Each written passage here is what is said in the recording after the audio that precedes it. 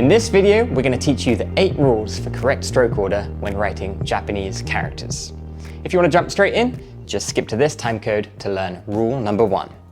Since Skritter is an app that teaches both Chinese and Japanese characters, we've put together a free deck which you can study along with us right now to learn these rules in a logical order. If you don't already have Skritter installed, go ahead and download it with the links below and navigate to the featured deck area. Otherwise, let's jump straight in. Here is a quick summary of why stroke order is important for a learner. Feel free to pause the video. While it's useful to know these rules, if you study with Skritter, you will learn them implicitly, since we only allow strokes in the correct order. So if you keep getting them wrong, we'll subtly nudge you towards the correct order.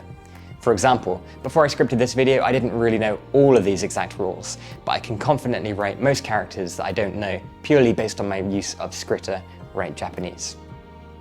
If you learn nothing else from this video, try to remember this one general rule of thumb. In general, kanji are written from top to bottom and left to right. This means you would normally start in the very top left corner and work your way down towards the bottom right corner.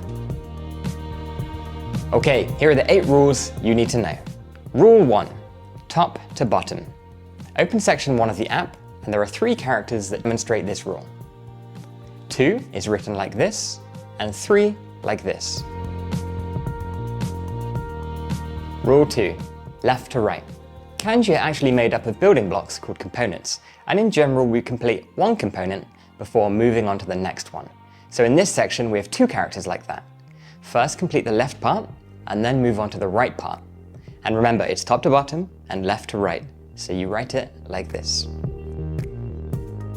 Rule 3, left sloping strokes before right downward strokes. The kanji for sentence is a good example of this. It follows the first rule of top to bottom, and then you do the left sloping stroke, followed by the right downward stroke. Rule number 4, horizontal strokes before crossing vertical strokes. This character means 10. When writing it, you do the horizontal stroke before the vertical stroke. If we look at the kanji for big, we do the horizontal first, and then finish off by following rule 3, left sloping stroke before right downward stroke. Rule 5, framing strokes before box contents, but closing strokes last. Not the most catchy of names, right? So let's break that down. The kanji for mouth depicts this rule well. First we do the top to bottom stroke, rule 1, then a right angled stroke, and then finally we close off the box at the bottom. With this kanji for country, there is a jade component inside of the box component. Therefore, we first complete some of the framing strokes before starting the jewel component.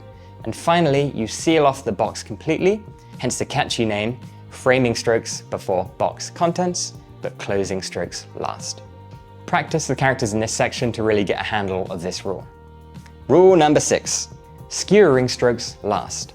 What this means is that if there's a vertical stroke that cuts through the character, we generally write that one last. So the character in middle gets skewered right at the end. For half, we go from top to bottom, left to right, and finish off with a skewering stroke since it goes all the way through the character. Rule 7, symmetrical additions last.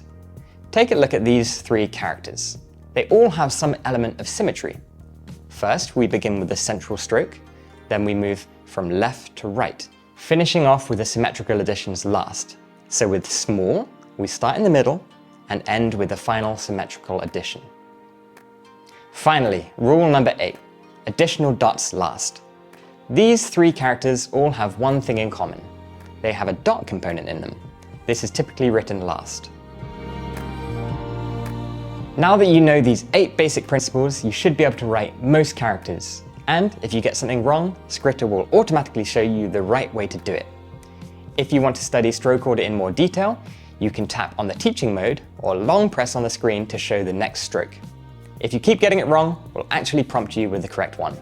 Over time, you'll learn these rules implicitly, and since Skritter uses spaced repetition, we'll show you the ones that you get wrong more often to ensure that you don't forget them. In the final section of this deck, we've put together a list of common Japanese characters that follow a combination of these rules.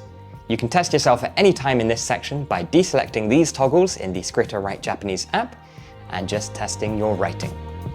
We hope you enjoyed this lesson on Japanese stroke order, and we encourage you to try this free deck using the links below. As usual, please like and subscribe the video and share it with any friends. See you next time.